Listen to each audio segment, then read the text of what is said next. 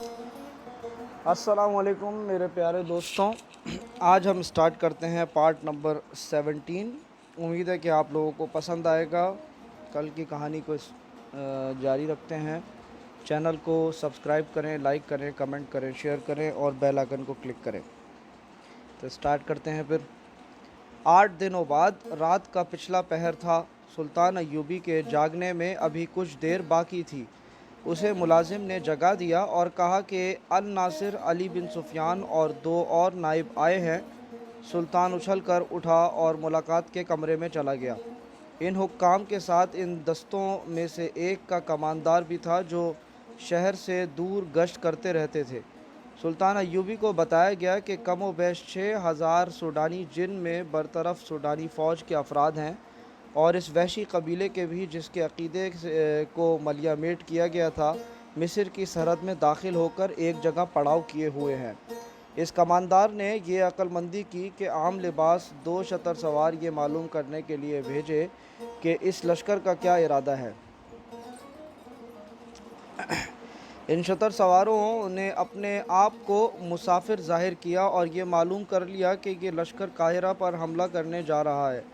شتر سواروں نے لشکر کے سربراہوں سے مل کر صلاح الدین ایوبی کے خلاف باتیں کیں اور کہا کہ وہ بہت سے آدمیوں کو اس لشکر میں شامل کرنے کے لیے لائیں گے۔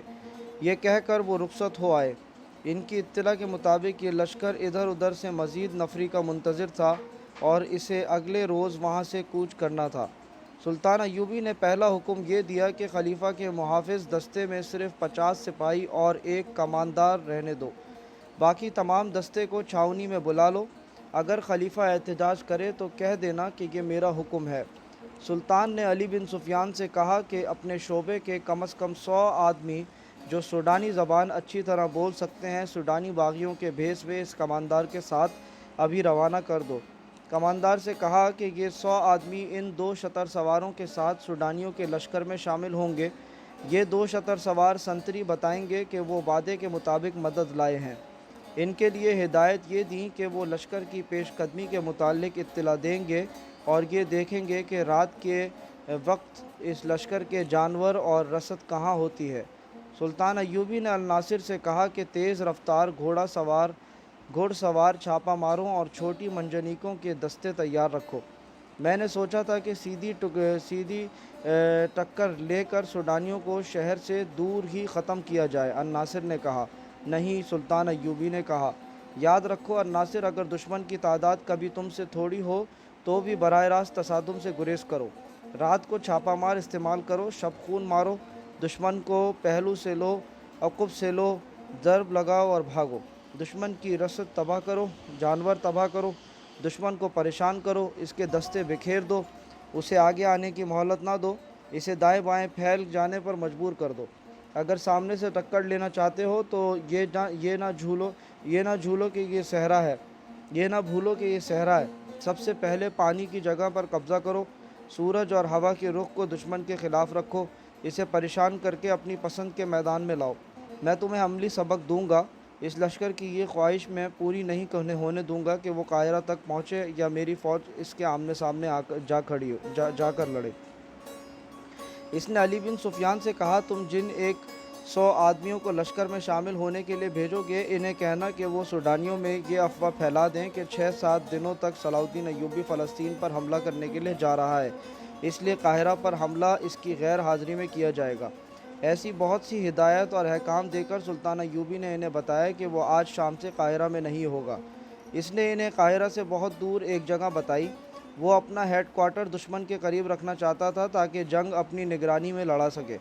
سب نے ملاقات کے کمرے میں ہی صبح کی نماز پڑھی اور سلطان ایوبی کے احکام پر کارروائی شروع کر دی۔ سلطان ایوبی تیاری کے لیے اپنے کمرے میں چلا گیا۔ سوڈانیوں کے لشکر میں اضافہ ہوتا جا رہا تھا۔ 2 سال گزرے، ان کی ایک بغاوت بری طرح ناکام ہو چکی تھی۔ دوسری کوشش کی تیاریاں اسی وقت شروع ہو گئی تھیں۔ صلیبیوں نے مدد کا وعدہ کر رکھا تھا اور جاسوسوں کی بہت بڑی تعداد مصر میں داخل کر دی تھی۔ سوڈانیوں کا حملہ ایک نہ ایک روز آنا ہی تھا، لیکن یہ اچانک آ گیا۔ وجہ یہ تھی کہ سلطان ایوبی نے ایک سوڈانی قبیلے کے مذہب پر فوجی حملہ کیا اور اس کے دیوتاؤں کا مسکن تباہ کر دیا تھا۔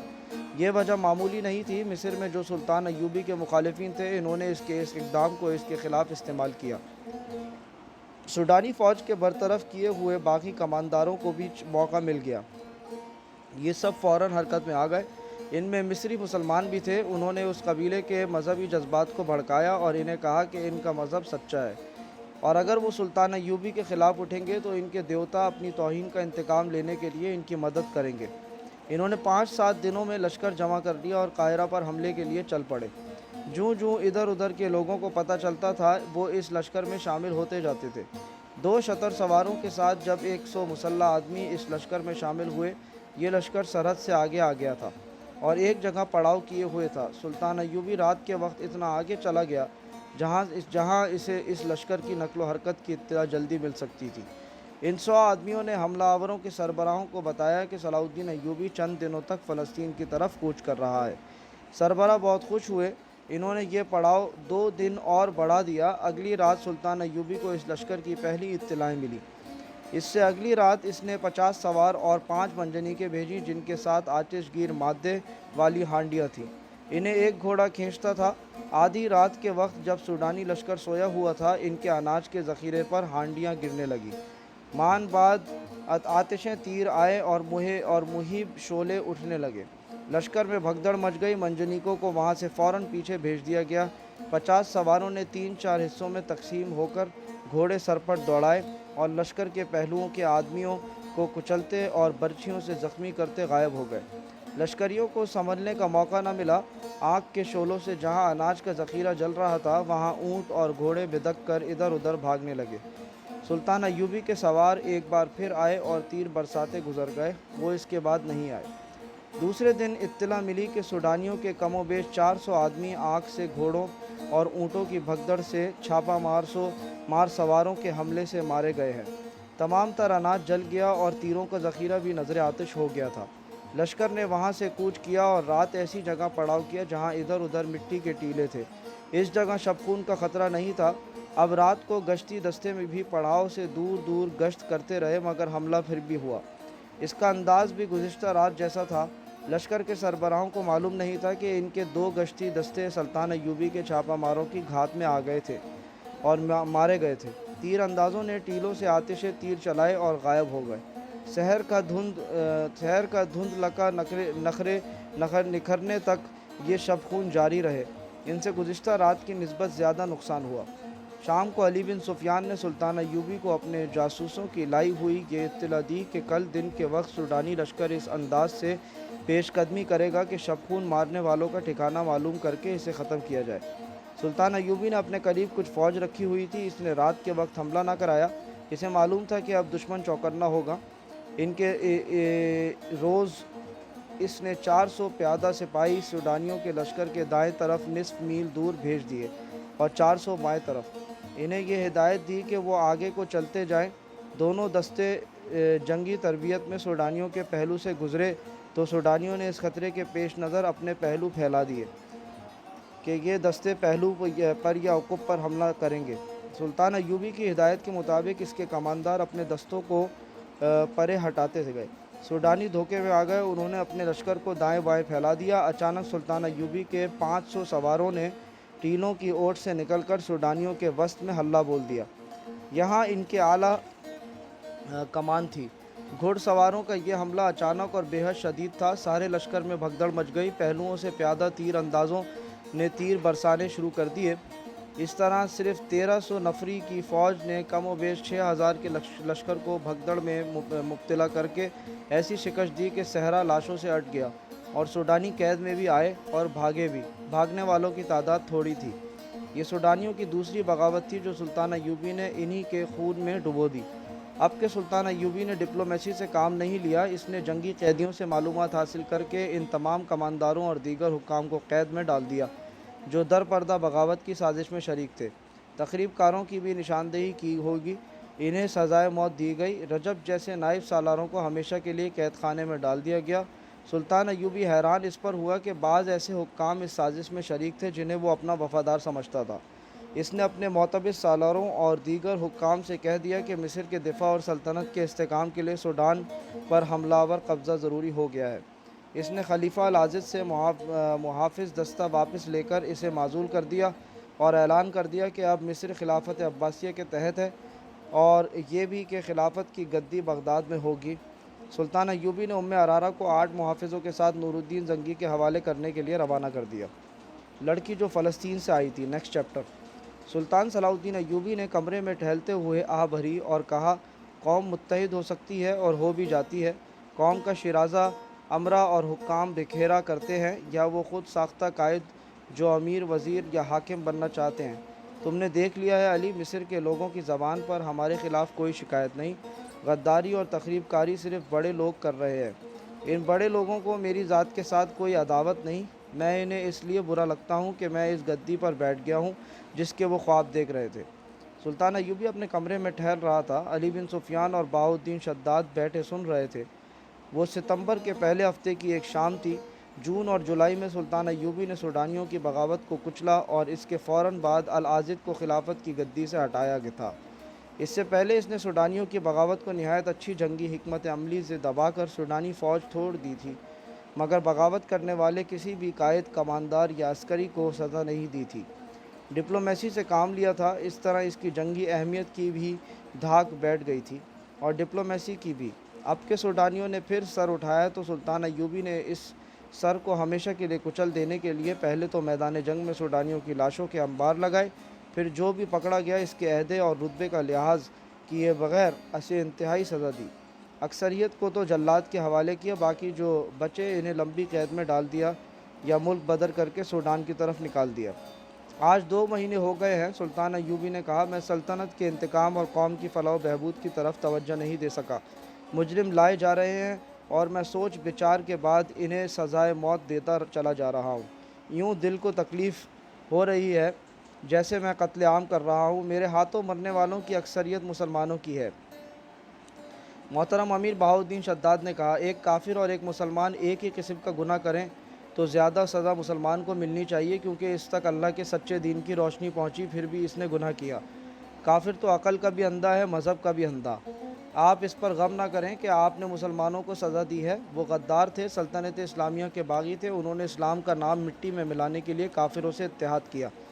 میرا اصل غم یہ ہے شداد، سلطان ایوبی نے کہا، کہ میں حکمران بن کے مصر نہیں آیا۔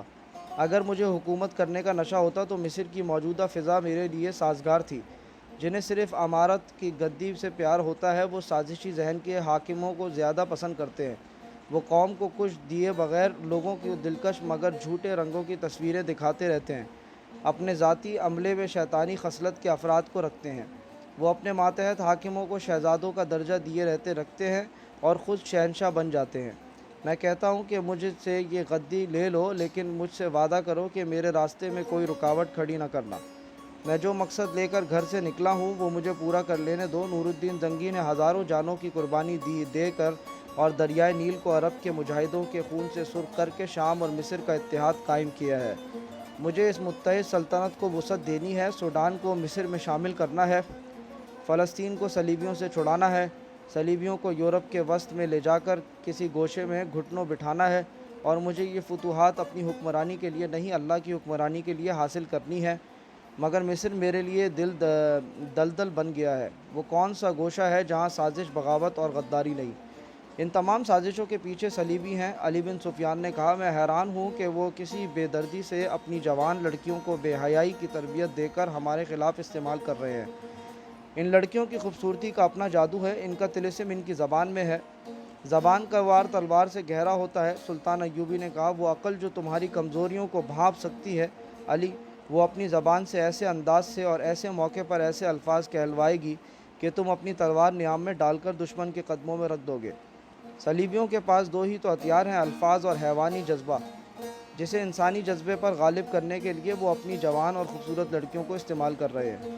انہوں نے مسلم امراء اور حکام کے دلوں میں مذہب تک نکال دیا ہے۔ صرف حکام نہیں، امیر محترم علی بن سفیان نے کہا، مصر کے عام لوگوں میں بھی بدکاری عام ہو گئی ہے۔ یہ صلیبیوں کا کمال ہے، دولت مند مسلمانوں کے گھروں میں بھی بے حیائی شروع ہو گئی ہے۔ یہی سب سے بڑا خطرہ ہے۔ سلطان ایوبی نے کہا، میں صلیبیوں کے سارے لشکر کا مقابلہ کر سکتا ہوں اور کیا ہے، مگر میں ڈرتا ہوں کہ صلیبیوں کے اس وار کو نہیں روک سکوں گا، اور جب میری نظریں مستقبل میں جھانکتی ہیں تو میں کانپ اٹھتا ہوں۔ مسلمان برائے نام مسلمان رہ جائیں گے، ان میں بے حیائی صلیبیوں والی ہوگی اور ان کے تہذیب و تمدن پر صلیبی رنگ چڑھا ہوگا۔ میں مسلمانوں کی کمزوریاں جانتا ہوں، مسلمان اپنے دشمن کو نہیں پہچانتے، اس کے بچھائے ہوئے خوبصورت جال میں پھنس جاتے ہیں۔ میں صلیبیوں کی کمزوریاں جانتا ہوں، وہ بے شک مسلمانوں کے خلاف متحد ہو گئے ہیں لیکن ان کے اندر سے دل پھٹے ہوئے ہیں۔ فرانسیسی اور جرمن ایک دوسرے کے خلاف ہیں، برطانوی اور اطالوی ایک دوسرے کو پسند نہیں کرتے، وہ مسلمانوں کو مشترک دشمن سمجھ کر اکٹھے ہیں لیکن ان میں عداوت کی حد تک اختلافات ہیں۔ ان کا شاہ اگسٹس دوغلا بادشاہ ہے، باقی بھی ایسے ہی ہیں، مگر انہوں نے مسلمان امرا کو عورت کے حسن اور زر و جواہرات کی چمک و دمک سے اندھا کر رکھا ہے۔ اگر مسلمان امرا متحد ہو جائیں تو صلیبی چند دنوں میں بکھر جائیں۔ اب فاطمی خلافت کو ختم کر کے میں نے اپنے دشمنوں میں اضافہ کر لیا ہے۔ فاطمی اپنی گدی کی بحالی کے لیے سوڈانیوں اور صلیبیوں کے ساتھ ساز باز کر رہے ہیں۔ ان کے شاعر کو کل سزائے موت دے دی گئی ہے، علی بن سفیان نے کہا، جس کا مجھے بہت افسوس ہے۔ سلطان ایوبی نے کہا، امارت یمنی کی شاعری نے میرے دل پر بھی گہرا اثر کیا تھا، مگر اس نے الفاظ اور ترنم کو چنگاریاں بنا کر اسلام کے چلمن کو جلانے کی کوشش کی ہے۔ امارت الیمنی اس دور کا مشہور شاعر تھا۔ اس دور میں اور اس سے پہلے بھی لوگ شاعروں کو پیروں اور پیغمبروں جتنا درجہ دیتے تھے۔ شاعر الفاظ اور ترنم سے فوجوں میں جذبے کی نئی روح پھونک دیا کرتے تھے۔ یہی درجہ اس مسلمان شاعر کو حاصل تھا۔ اس نے لوگوں میں جو مقام پیدا کر رکھا تھا، اس نے اس طرح استعمال کرنا شروع کر دیا تھا کہ ایک طرف وہ لوگوں میں جہاد کا جذبہ پختہ کرتا تھا اور ساتھ ہی فاطمی خلافت کی عظمت کی دھاک لوگوں کے دلوں میں بٹھاتا تھا۔ اسے فاطمی خلافت کی اتنی پشت پناہی حاصل تھی کہ اس نے سلطان ایوبی کے خلاف زہر اگلنا شروع کر دیا تھا۔ اس کے آخری اشعار یہ تھے، مجھے فاطمی خلافت کی محبت کا طعنہ دینے والوں، مجھ پر لعنت بھیجو، میں تمہیں لعنت کے لائق سمجھتا ہوں۔ فاطمی محلات کی ویرانی پر آنسو بہاؤ، ان میں رہنے والوں کو میرا پیغام دو کہ میں نے تمہارے لیے جو زخم کھائے ہیں وہ کبھی مزمل نہ ہوں گے۔ اس کے گھر اچانک چھاپا مارا گیا، وہاں سے دستاویزی ثبوت ملا تھا کہ وہ صرف فاطمی خلافت کا ہی خیرخواہ نہیں بلکہ صلیبیوں کا وظیفہ خوار بھی ہے۔ صلیبی اسے اس مقصد کے لیے وظیفہ دیتے تھے کہ وہ مصریوں کے دلوں میں فاطمی خلافت کو غالب کرے اور سلطان ایوبی کے خلاف نفرت پیدا کرتا رہے۔ اسے سزائے موت دے دی گئی تھی۔ جس قوم کے شاعر بھی دشمن کے وظیفے خوار ہوں، اس قوم کے لیے ذلت اور رسوائی ہے، سلطان ایوبی نے کہا۔ دربان اندر آیا اور کہا کہ معزول خلیفہ العاضد کا قاصد آیا ہے۔ سلطان ایوبی کے ماتھے کے شکن گہرے ہو گئے۔ اس نے کہا، خلافت کے سوا یہ بوڑھا مجھ سے اور کیا مانگنا چاہتا ہے؟ دربان سے کہا، اسے اندر بھیج دو۔ العاضد کا قاصد اندر آیا اور کہا، خلیفہ کا سلام پیش کرتا ہوں، وہ خلیفہ نہیں ہے۔ سلطان ایوبی نے کہا، 2 مہینے ہو گئے ہیں اسے معزول ہوئے، وہ اپنے محل میں قید ہے۔ معنی چاہتا ہوں قابل صدا احترام امیر، قاصد نے کہا۔ عادت کے تحت منہ سے نکل گیا۔ العاضد نے بعد السلام کہا ہے کہ بیماری نے بستر پر ڈال دیا ہے، اٹھنا محال ہے، ملنے کی خواہش ہے، اگر امیر محترم تشریف لا سکیں تو احسان ہوگا۔ سلطان ایوبی نے بے قراری سے اپنی ران پر ہاتھ مارا اور کہا، وہ مجھے بلا رہا ہے کیونکہ وہ ابھی تک اپنے آپ کو خلیفہ سمجھتا ہے۔ نہیں امیر مصر، قاصد نے کہا، ان کی حالت بہت خراب ہے، محل کے طبیب نے خطرے کا اظہار کیا ہے، یہ ان کا درینہ مرض ہے جو غم اور غصے میں تیز ہو جاتا ہے، اب تو وہ اٹھنے سے معذور ہو گئے ہیں۔ قاصد نے ذرا جھجک کر کہا، انہوں نے یہ بھی کہا ہے کہ آپ اکیلے تشریف لائیں، راز کی 2-4 باتیں ہیں جو کسی دوسرے کے سامنے نہیں کی جا سکتی۔ انہیں بعد السلام کہنا، صلاح الدین ایوبی راز کی سب باتیں جانتا ہے، سلطان ایوبی نے کہا۔ اب راز کی باتیں خدا سے کہنا، اللہ تمہیں معاف کرے۔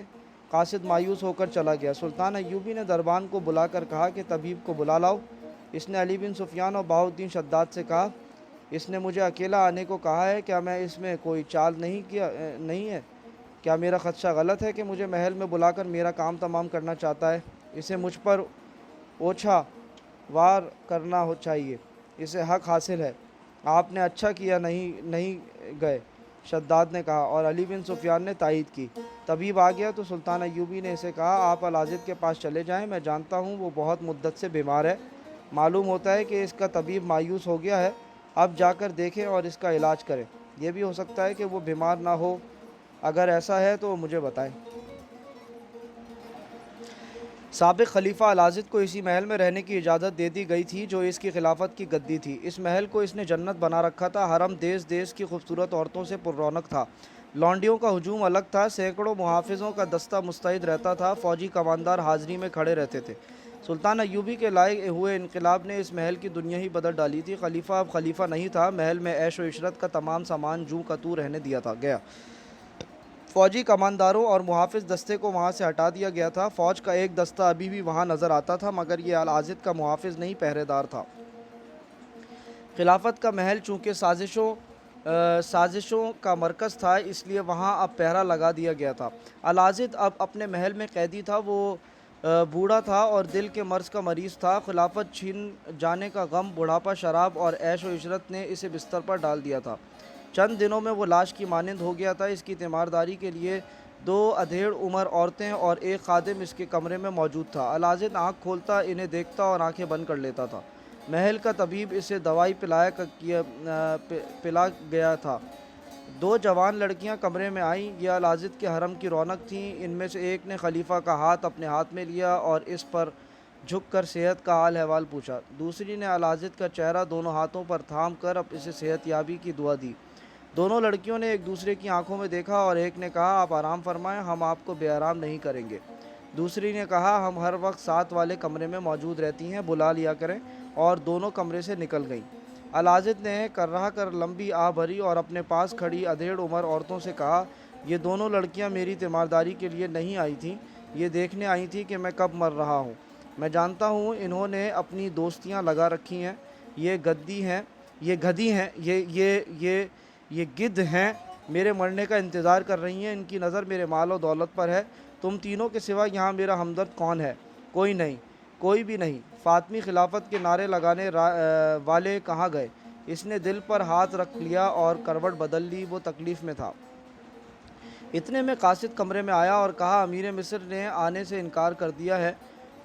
او بد نصیب صلاح الدین، الازد نے کرانے کے لہجے میں کہا، میرے مرنے سے پہلے ایک بار تو آ جاتا۔ صدمے نے اس کی تکلیف میں اضافہ کر دیا۔ اس نے نحیف آواز میں رک رک کر کہا، اب تو میری لونڈیاں بھی میرے بلانے پر نہیں آتی۔ امیر مصر کیوں آئے گا؟ مجھے گناہوں کی سزا مل رہی ہے، میرے خون کے رشتے بھی ٹوٹ گئے ہیں، ان میں سے بھی کوئی نہیں آیا۔ وہ میرے جنازے پر آئیں گے اور محل میں جو ہاتھ لگا اٹھا کر چلے جائیں گے۔ وہ کچھ دیر کراتا رہا۔ دونوں تیماردار عورتیں پریشانی کے عالم میں اس کی باتیں سنتی رہیں۔ ان کے پاس تسلی اور حوصلہ افزائی کے لیے بھی جیسے کوئی الفاظ نہیں رہے تھے۔ ان کے چہروں پر خوف سا طاری تھا، جسے وہ خدا کے اس قہر سے ڈر رہی تھی جو بادشاہ کو گدا اور امیر کو فقیر بنا دیتا ہے۔ دونوں نے چونک کر دروازے کی طرف دیکھا۔ ایک سفید ریش بزرگ کھڑا تھا۔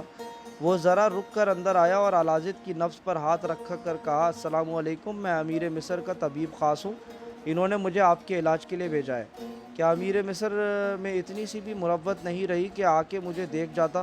الازد نے کہا، میرے بلانے پر بھی نہ آیا۔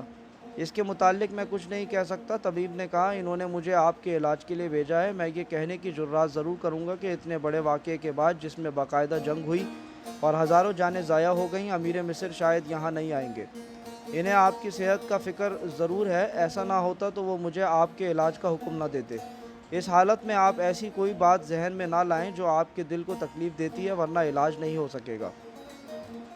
میرا علاج ہو چکا، الازد نے کہا۔ میرا ایک پیغام غور سے سن لو، صلاح الدین کو لفظ بلفظ پہنچا دینا۔ میری نفس سے ہاتھ ہٹا لو، میں اب دنیا کی حکمت اور تمہاری دواؤں سے بے نیاز ہو چکا ہوں۔ سنو، طبیب صلاح الدین ایوبی نے کہا، صلاح الدین سے کہنا کہ میں تمہارا دشمن نہ تھا، میں تمہارے دشمنوں کے جال میں آ گیا تھا۔ یہ بدقسمتی میری ہے یا صلاح الدین کی کہ میں اپنے گناہوں کا اعتراف اس وقت کر رہا ہوں جب میں ایک گھڑی کا مہمان ہوں۔ صلاح الدین ایوبی سے کہنا کہ میرے دل میں ہمیشہ تمہاری محبت رہی ہے اور تمہاری محبت کو ہی دل میں لیے دنیا سے رخصت ہو رہا ہوں۔ میرا جرم یہ ہے کہ میں نے زر و جواہرات اور حکمرانی کی محبت میں اپنے دل میں پیدا کر لی جو اسلام کے احترام پر غالب آ گئی۔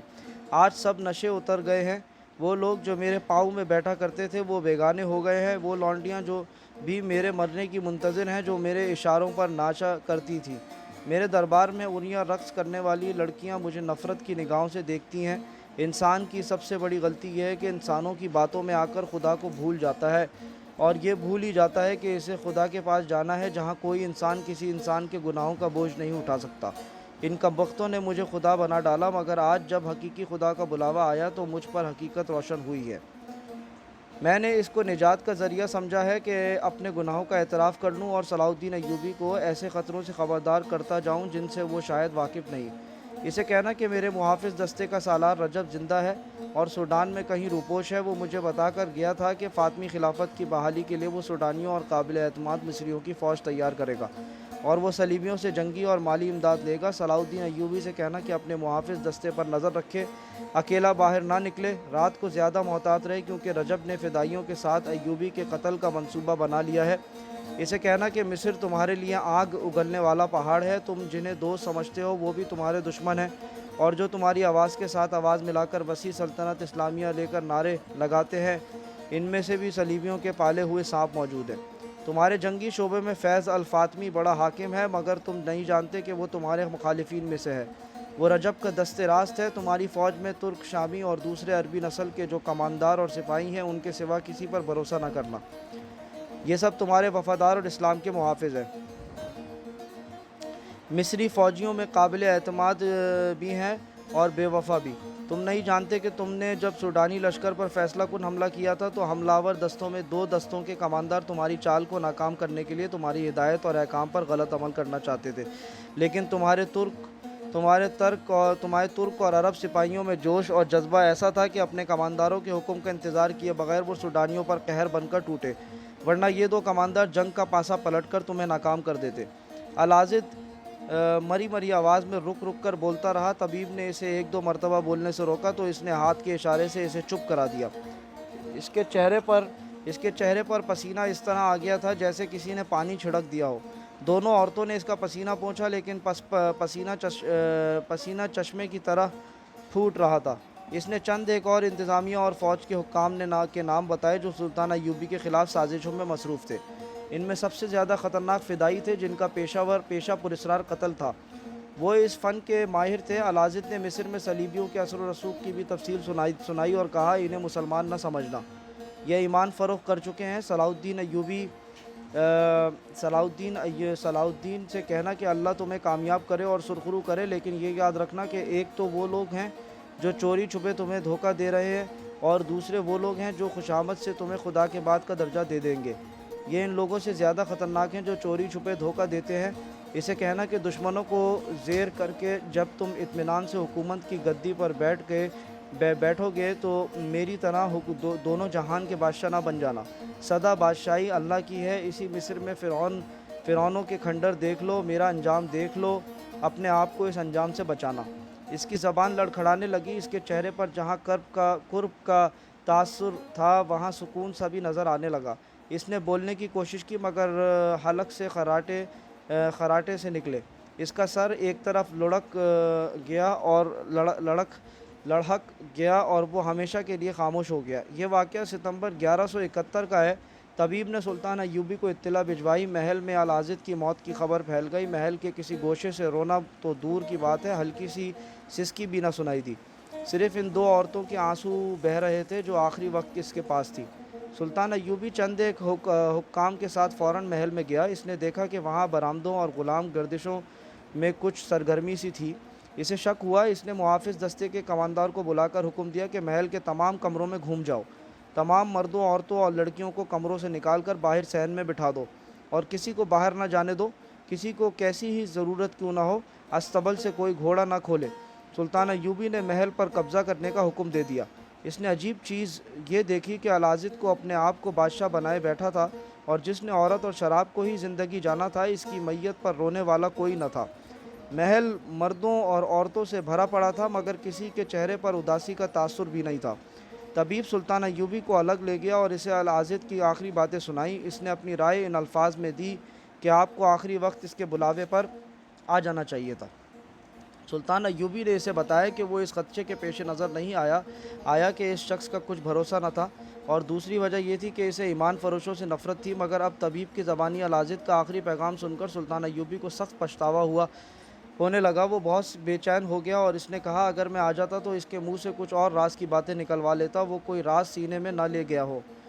متعدد مورخین نے اپنی تحریروں میں لکھا ہے کہ الازد بے شک عیاش اور گمراہ تھا، اس نے سلطان ایوبی کے خلاف سازشوں کی پشت پناہی بھی کی، لیکن اس کے دل میں سلطان ایوبی کی محبت بہت تھی۔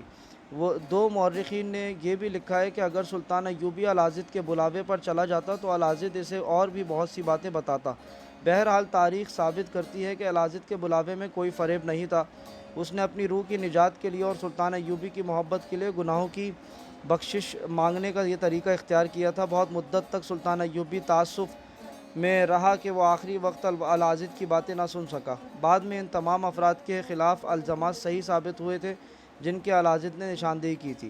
سلطان ایوبی نے ان تمام افراد کے نام علی بن سفیان کو دے کر حکم دیا کہ ان سب کے ساتھ اپنے جاسوس اور سراغ رساں لگا دو، لیکن کسی کو مکمل شہادت اور ثبوت کے بغیر گرفتار نہ کرنا۔ ایسے طریقے اختیار کرو کہ وہ عین موقع پر پکڑے جائیں، کہیں ایسا نہ ہو کہ کسی کے ساتھ بے انصافی ہو جائے۔ یہ احکام دے کر اس نے تجہیز و تکفین کے انتظام کرائے۔ اسی شام الازد عام قبرستان میں دفن کر دیا گیا، جہاں تھوڑے ہی عرصے بعد قبر کا نام و نشان مٹ گیا۔ سلطان ایوبی نے محل کی تلاشی لی، وہاں سے اس قدر سونا، جواہرات اور بیش قیمت تحائف نکلے کہ سلطان ایوبی حیران رہ گیا۔ اس نے حرم کی تمام عورتوں اور جوان لڑکیوں کو علی بن سفیان کے حوالے کر دیا اور حکم دیا کہ معلوم کرو کون کہاں کی رہنے والی ہے۔ ان میں سے جو اپنے گھروں کو جانا چاہتی ہیں انہیں اپنی نگرانی میں گھروں تک پہنچا دو، اور ان میں وہ غیر مسلم اور فرنگی ہیں ان کے متعلق پوری طرح چھان بین کر کے معلوم کرو وہ کہاں سے آئی تھیں اور ان میں مشتبہ کون کون سی ہے۔ مشتبہ کو آزاد نہ کیا جائے بلکہ اس سے معلومات حاصل کی جائے۔ سلطان ایوبی نے محل سے برآمد ہونے والا مال و دولت ان تعلیمی اداروں، مدرسوں اور ہسپتالوں میں تقسیم کر دیا جو اس نے مصر میں کھولے تھے۔ تو ساتھیوں، آج پارٹ نمبر 17 ختم ہوا چاہتا ہے۔ ملتے ہیں پارٹ نمبر 18 کے ساتھ کل، اور چینل کو لائک کریں، سبسکرائب کریں، کمنٹ کریں، شیئر کریں۔ السلام علیکم ورحمۃ اللہ وبرکاتہ۔